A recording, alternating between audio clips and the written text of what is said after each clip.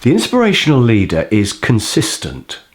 And I think consistency is an underrated quality. Most people have probably never even thought about it. But what we want is for our boss, our leader, to be the same every day. I think there's a certain weakness in being variable, and it worries us if our leader is variable. If you don't know how they're going to react, it's scary. Is he in a good mood or a bad mood today? Ooh, we don't want to have to deal with that. So we want our leader to be the same every day, regardless of what's happened. So if things have gone wrong and there's been some problems, we want the leader to still be positive and to still have the vision. So we want them to always be the same, regardless of their home life as well. So maybe there are things happening at home. We want the ideal leader to leave that behind. It shouldn't affect them. If your home life is so crazy it's affecting your work, then don't come into work. But ideally, work would be a separate place. You would always be the same with your people. The last thing you want is to be taking it out on your employees just because something's happening at home. That's really unfair. So always be consistent. And a couple of things to be consistent about: never lie.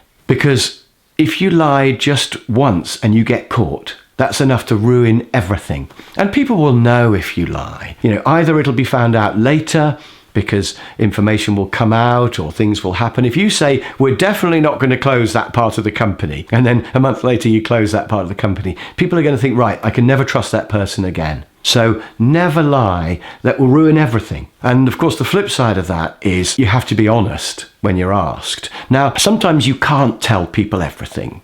There might be confidentiality reasons, commercial reasons why you can't tell them you're about to buy another company or something like that. But even then, I think you can be honest about not being able to answer questions. You can say, look, I'm not allowed to answer that question, I'm afraid. But whatever you do, don't lie. I'm quite lucky, actually, because I'm half Norwegian. And I don't know if you've dealt with any Norwegians, but they are very open people. I don't know whether it's a function of the climate, maybe when everything's knee-deep in snow or whatever, there isn't time for small talk and tactfulness and stuff. They just say, I need to borrow some food right now. But the Norwegians are very, very direct. And I love that because I am half Norwegian. But it does occasionally get me into trouble in England because sometimes I'm too open and I'm too honest with people and I just tell them things. But I think over the years, it stood me in good stead, that openness. And I think it would be a good idea to think about yourself and to think, am I open enough?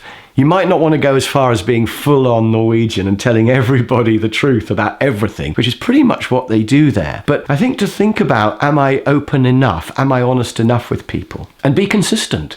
Always be like that. And that's the main thing I want to say here, really, is always be the same. Don't let anything affect how you are. So I'd like you to think about yourself now. Are you a bit prone to moods? And of course, there is a risk that you're moody, but you don't realise because you don't notice because you're inside those moods. So it might be worth asking some of the people who work for you, do I vary? Am I prone to moods? So I've started asking people on training courses, do you have some weeks when you're up and some weeks when you're down? And I found that about 90% of people go, oh yeah. And about 10% of people say, nope. I'm always exactly the same. And I think I'm always exactly the same. I sometimes wonder whether maybe I'm dead inside, maybe I don't have a soul or something like that. But I'm pretty much sure that I'm always exactly the same. And I think that's really, really important if you're going to be a good manager and leader, to always be the same. But then I do sometimes worry that maybe I vary and I just can't see it.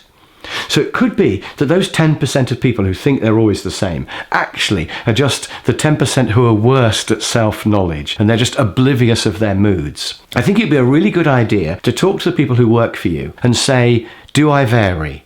Are there days when I'm a bit snappy or not very patient or not very chatty? And if they say, well, yeah, there are, then really make an effort to observe yourself. Perhaps even say to them, can you tell me when I'm next doing that? Because I'm going to try to not do it. Because I think it would be really important to work on yourself and try to make sure that you are always consistent.